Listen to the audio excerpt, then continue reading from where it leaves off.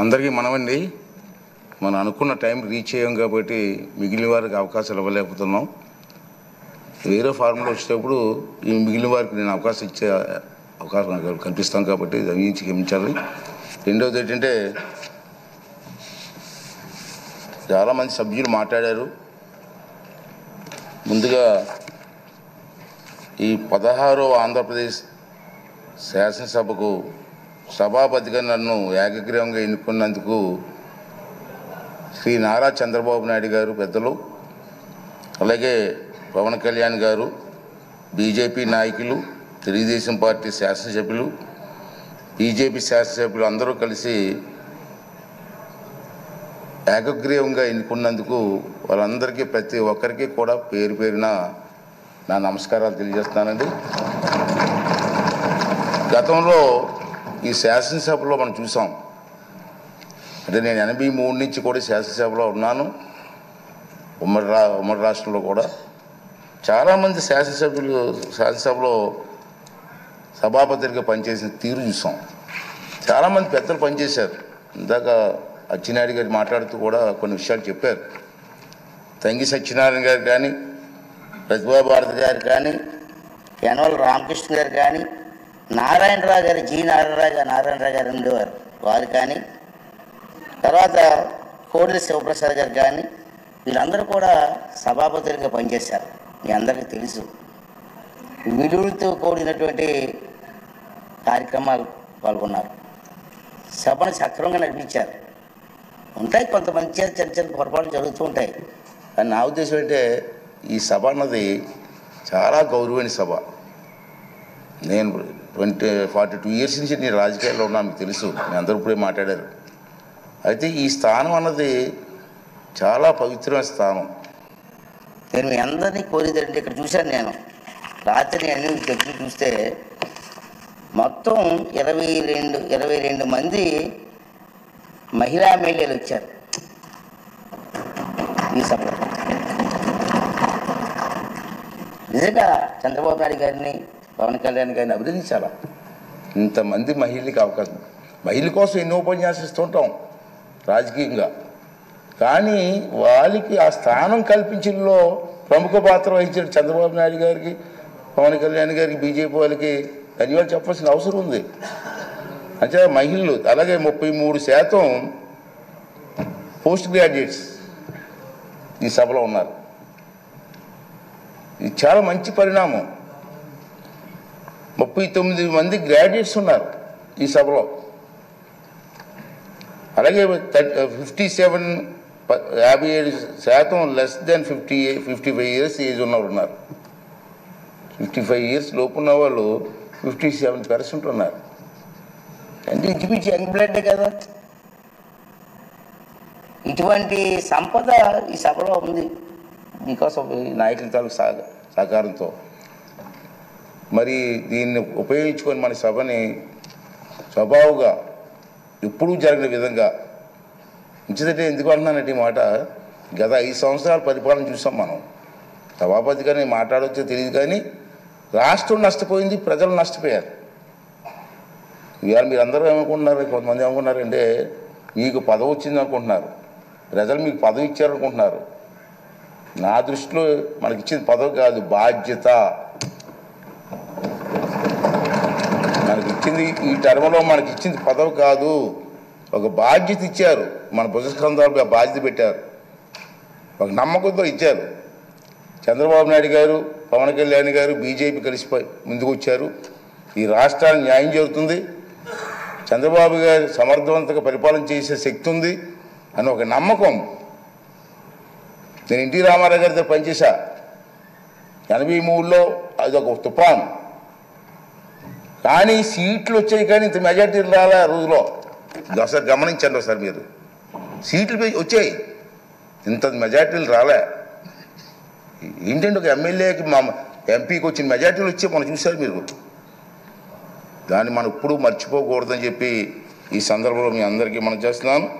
అలాగే first time MLAs 88 మంది ఉన్నారు మన హౌస్లో. ఫస్ట్ టైం ఎమ్మెల్యేస్ వారందరినీ నేను కోరేది ఏంటంటే, మీకు అవకాశాలు ఇస్తా. ఎందుకంటే మీరు కూడా మాట్లాడాలి, మీ తాలూకు వాయిస్ వినిపించాలి. మీ అందరూ నేను కోరేది ఏంటంటే, ఈ హౌస్లో మాట్లాడడం అంటే హౌస్ కోసం కాదు, నా కోసం కాదు, మీకోసం కాదు, ఈ రాష్ట్రం కోసం, రాష్ట్ర ప్రజల భవిష్యత్తు కోసం మాట్లాడాలి. అంచేత ఫస్ట్ టైం ఎమ్మెల్యేస్ కూడా మగమాటం లేకుండా నీకు అవకాశాలు ఇస్తా. అవసరమైతే హౌస్ని 2-3 రోజులు పొడిగిస్తాం సభానాయకులు మాట్లాడి, తప్పేలే. చర్చ జరగాల.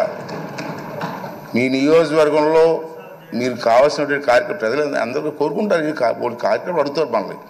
ఆ కార్యక్రమాలని స్పష్టంగా సభ ద్వారా మంత్రులు ఉంటారు, మంత్రులకి అధికారులు ఉంటారు, అధికారులకి వారితో పాటు ప్రజలకు కూడా మా ఎమ్మెల్యే గారు అసెంబ్లీలో మాట్లాడారు మా సమస్య కోసం చెప్పి ఒక ఆలోచన వచ్చే విధంగా మీరందరూ కూడా ప్రవర్తించవలసినటువంటి అవసరం ఉందని చెప్పి మనం చేస్తున్నాను. అలాగే మా చంద్రబాబు నాయుడు గారు చూశాను, నేను రాత్రి చూసి చాలా ఆశ్చర్యపోయాను. నేను ఫస్ట్ టైం ఎమ్మెల్యేస్కి 9 మందికి మంత్రులు ఇచ్చారు. సాధారణంగా మంత్రి అంటే ఏం చేస్తారంటే అనుభవం చూస్తారు, ఎన్ని చూస్తారు కదా సాధారణంగా. కానీ ఫస్ట్ టైం ఎమ్మెల్యేస్కి 9 మందికి మంత్రులు ఇచ్చారంటే ఇది చిన్న విషయం కాదు. ఈ విధంగా ఆలోచన చేసేటువంటి చంద్రబాబు నాయుడు గారికి, పవన్ కళ్యాణ్ గారికి కూడా మనకు ధన్యవాదాలు చెప్పి, వారు ఏ ఆలోచనతో ఇచ్చారో దాన్ని సబూగా జరిపించడం కోసం మనందరూ కూడా ప్రయత్నం చేయవలసినటువంటి అవసరం ఉందని చెప్పి మనం చేస్తున్నాం. అదే కాకుండా ఈవేళ మీరు చూశారు, ఇందా చెప్పాను, నందమూరి తారక రామారావు గారి ఆశీస్సుతో నేను రాజకీయాలకు వచ్చాను. మీ అందరికీ తెలుసు. గత 42 సంవత్సరాల నుంచి కూడా ఓటమి ఉండొచ్చు, గెలుపు ఉండొచ్చు, ప్రజా జీవితంలో గడిపాం. నాకు జీవితాన్ని ఇచ్చింది తెలుగుదేశం పార్టీ. అందుకే అప్పుడప్పుడు చెప్తుంటాను, నేను బతికి ఉన్నంత కాలం కూడా తెలుగుదేశం పార్టీ జెండా కప్పుకొని చచ్చిపోవాలనుకుంటాను తప్పించి వేరే ఆలోచన మాకు లేదు. నిజంగా నాకు జీవితం ఇచ్చింది. ఆ మాట అంటారు కొంతమంది, ఆ మాట ఎందుకంటే ఉంటారు. సరే, ఏ పదవిలో ఉండవచ్చు, నేను ఏ కుర్చీలోనే కూర్చోవచ్చు, నాకు జీవితాన్ని ఇచ్చిన వారిని మర్చిపోతామా? అదే నా భావన. అదేవిధంగా మనందరూ పనిచేయవలసిన అవసరం ఉందని చెప్పి మనం చేస్తూ, అలాగే మీరందరూ కూడా నేను కోరేది ఏంటంటే, మీరు కొన్ని కార్యక్రమాలు ఇస్తారు ప్రజలు మీకు. ఆ కార్యక్రమాలని హౌస్లో ఏ విధంగా ప్రజెంటేషన్ చేయాలా? ఇది హౌస్లోకి వచ్చాం, కూర్చున్నాం, వెళ్ళిపోయాం, అది కాదు ముఖ్యం. ప్రతి కార్యక్రమానికి కూడా పద్ధతి ఉంది. మీ దగ్గర రూల్స్ ఉన్నాయి. ఇక్కడ మన ఇక్కడే అసెంబ్లీలో లైబ్రరీ కూడా ఉంది. నేను నా అనుభవం చెప్తున్నాను. ఈవేళ మేము ఫస్ట్ టైం ఎమ్మెల్యే అయినప్పుడు 83లో కానీ 85లో కానీ నేను మంత్రి అయినప్పుడు ఒక క్వశ్చన్ వేస్తే ఆ క్వశ్చన్ ఎలా వేయాలో నేర్చుకోవాలి. ముందు ఏ ఫార్ములా వెళ్ళాలా? సభలో మాట్లాడినప్పుడు మంత్రి ఉంటారు, మంత్రితో పాటు వాళ్ళ డిపార్ట్మెంట్ వాళ్ళ ఆఫీసర్లు ఉంటారు. మీరు మాట్లాడింది మీ సమస్యని ప్రజెంటేషన్ చేసే విధానాన్ని నేర్చుకోవాలి. ఒక కావలిస్తే చంద్రబాబు నాయుడు పెద్దలతో మాట్లాడి మీకు ట్రైనింగ్ క్యాంప్స్ పెడదాం. ఇంతకుముందు హైదరాబాద్లో బాబు గారి టైంలో, సార్ మీకు గుర్తుందో లేదు కానీ, ఒక 4-5 రోజులు మాకు ట్రైనింగ్ ఇచ్చారు. ఎన్టీ రామారావు గారు అయితే అక్కడ గండిపేటలో 9 రోజులు ట్రైనింగ్ ఇచ్చారు మాకు. 9 రోజులు అక్కడే ఉన్నాం. ఏ సమస్యని ఎలా ప్రజెంటేషన్ చేయాలా, క్వశ్చన్ అవర్లో ఏ సమస్యని చేయాలా, 304లో ఏంటి ఇవ్వాలా, కాళ్ళ టెన్షన్లో ఏంటి ఇవ్వాలా, బడ్జెట్ స్పీచ్ ఎలా మాట్లాడాలా, ఇవన్నీ కూడా మనం ట్రైనింగ్ తీసుకోవాల్సిన అవసరం ఉంది. మనం ఏ సిగ్గుపడవలసిన లేదు. ప్రజా సమస్య నేర్చుకోవడం తప్పు లేదు. అంచేత మీ అందరినీ కోరేది ఏంటంటే, మీరు తప్పనిసరిగా టైం తీసుకొని, సీనియర్స్ కూడా ఉన్నారు, సీనియర్స్తో కూడా మాట్లాడి మీ ప్రెజెంటేషన్ బాగా చేసి ఈ రాష్ట్ర భవిష్యత్తుతో పాటు మీ నియోజకవర్గ భవిష్యత్తుని కూడా మరి ముందుకు తీసుకెళ్ళడం కోసం మీరు ప్రయత్నం చేయవలసిన అవసరం ఉంది. ఇంచేత మిమ్మల్ని టీవీలో సభలో మనమే ఉన్నాం, మనల్ని చూడడానికి కొన్ని లక్షల మంది కూర్చున్నారు బయటని. ప్రతిరోజు మనల్ని అబ్జర్వ్ చేస్తున్నారు. వాళ్ళ ఆశలను అడగాస చేయడానికి వీల్లేదు. మనం ఈ 5 రోజులు మనకి పండగ కాదు, బాధ్యత. 5 సంవత్సరాలు మనందరం కష్టపడి ముందుకు వెళ్ళవలసిన అవసరం ఉందని చెప్పి మనం చేస్తున్నాను. చాలా ఉన్నాయి. బడ్జెట్లో డిమాండ్స్ ఉంటాయి మనకి. ఇది బడ్జెట్ పెడతారు కదా, బడ్జెట్లో డిమాండ్స్ ఉంటాయి. మీకు ఇంట్రెస్ట్ అయిన డిమాండ్స్ మీద మాట్లాడండి, ట్రైనింగ్ అవ్వండి. కావాలంటే మా ఈ సభాపతి కార్యాలయంలో కొంతమంది ఉంటారు, ఆఫీసర్లు ఉంటారు, వాళ్ళ దగ్గర కొంచెం నేర్చుకుందాం, ట్రైనింగ్ ఇద్దాం. అన్నీ చేసి మన కార్యక్రమం విజయవంతం చేయవలసినటువంటి అవసరం ఉందని చెప్పి నేనైతే భావిస్తున్నాను. అలాగే మీ అందరినీ కోరేది ఏంటంటే,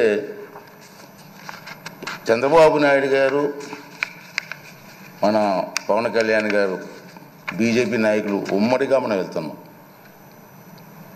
మనమే చాలా బాధ్యత ఉందని ఇందుకే చెప్పాను. ఆ సమస్యలు ఏ విధంగా చర్చించారు? రుచి చౌదరి గారు లాంటి పెద్దలు ఉన్నారు, చాలామంది అనుభవం ఉన్నటువంటి వ్యక్తులు ఉన్నారు, గతంలో మంత్రులు చేసిన వ్యక్తులు ఉన్నారు, చంద్రబాబు నాయుడికి అపారమైనటువంటి అనుభవం ఉన్న వ్యక్తులు ఉన్నారు. ఈ అందరినీ కలిసి మన బాధ్యత. నా ఉద్దేశం ఒకటే, నేను ఒకటే నిర్ణయం తీసుకున్నాను, స్పీకర్ తక్కువగా మాట్లాడాలా, సభ్యులు ఎక్కువగా మాట్లాడాలి. ఆ అవకాశం నేను కల్పిస్తాను, అది బాధ్యత. కానీ మీరు కూడా ట్రై చేయండి, సభ్యుల మీద మాట్లాడండి, ఈ సభకు గౌరవం తీసుకురండి. ఈ 16వ శాసనసభకు ఒక మంచి గుర్తింపు వచ్చేలాగా, గౌరవం వచ్చేలాగా మీ అందరూ కూడా సహకారం అందించాలని చెప్పి ఈ సందర్భం మనం చేస్తూ, అలాగే ముందే చెప్పాను తక్కువ మాట్లాడితే మంచిదని స్పీకరు. అది ఈ 4 మాటలు మీకు చెప్పి రేపు సభలో మీరు అందరూ కూడా సహకరించండి, అందరికీ ఇద్దాం. ఒకేసారి టైం లేదు, ఇవాళ టైం లేదు కాబట్టి ఇవ్వలేకపోయాను. కానీ తప్పనిసరిగా అందరికీ సమయం ఇచ్చి మీ తాలూకు మాటలను రికార్డు కూడా అవుతుంది కాబట్టి అందరూ కూడా ముందుకు వచ్చి మన రాష్ట్రాన్ని కాపాడడం కోసం, రాష్ట్రాన్ని అభివృద్ధి చేయడం కోసం మన అందరం కూడా కష్టపడి పనిచేద్దామని చెప్పి మనవి చేస్తూ, మరి మొన్న ఎన్నికల్లో ప్రజలందరూ కూడా మనకి ఉన్నతమైన బాధ్యత చెప్పారు కాబట్టి ఈ సభాముఖంగా మీ ద్వారా మనందరం కలిసి మనకు ఓట్లు వేసి గెలిపించి ఈ అవకాశం కల్పించినటువంటి ప్రజలందరికీ కూడా మరొక్కసారి నా ధన్యవాదాలు, నమస్కారాలు తెలియజేస్తూ, మరి ది హౌస్ ఈజ్ ఎగ్జాంట్ is died with the constant of the house.